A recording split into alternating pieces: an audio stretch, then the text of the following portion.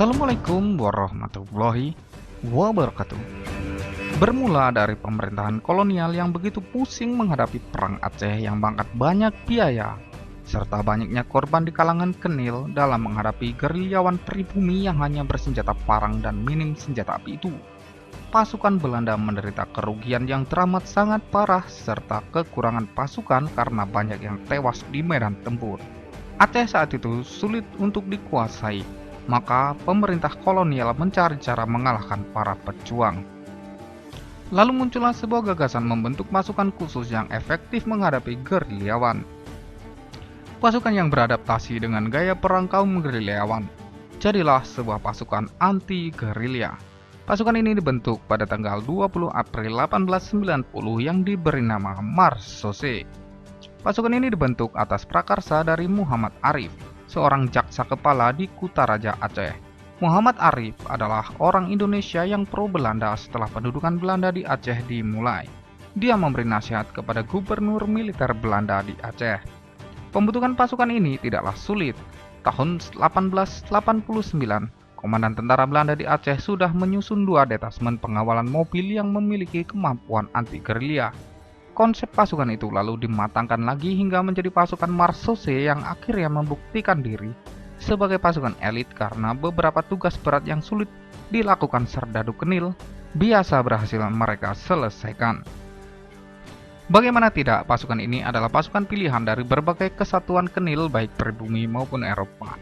Marsose juga disebut sebagai tentara bayaran yang dalam istilah bahasa Inggris disebut mercenaries.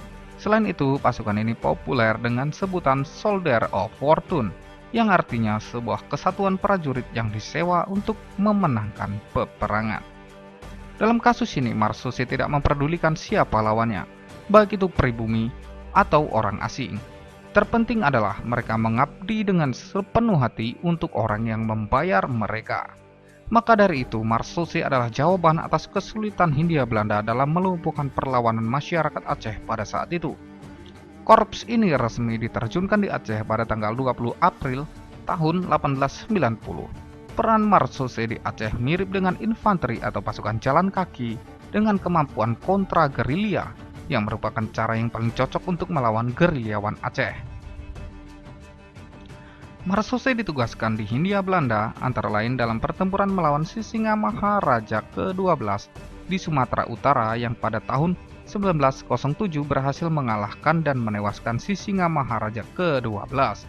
Pada Perang Aceh, Marsose dapat menguasai pegunungan dan hutan rimba raya di Aceh untuk mencari dan mengejar gerilyawan Aceh. Anggota pasukan Marsose terdiri dari orang-orang Belanda, Prancis, Swiss, Belgia, Afrika, Ambon, Manado, Jawa, Sunda, juga beberapa orang Nias dan Timor. Komandan Marsose yang terkenal bengis dan sering membantai rakyat Aceh adalah Hans Christoffel yang berasal dari Swiss. Senjata yang digunakan oleh pasukan ini adalah bedil pendek atau karaben. Selain itu, ada juga senjata tajam tradisional khas penduduk setempat yang dipakai, seperti klewang dan rencong. Pasukan ini tidak tergantung pada jalur suplai logistik dan angkutan militer, malah sudah terbiasa berjalan kaki.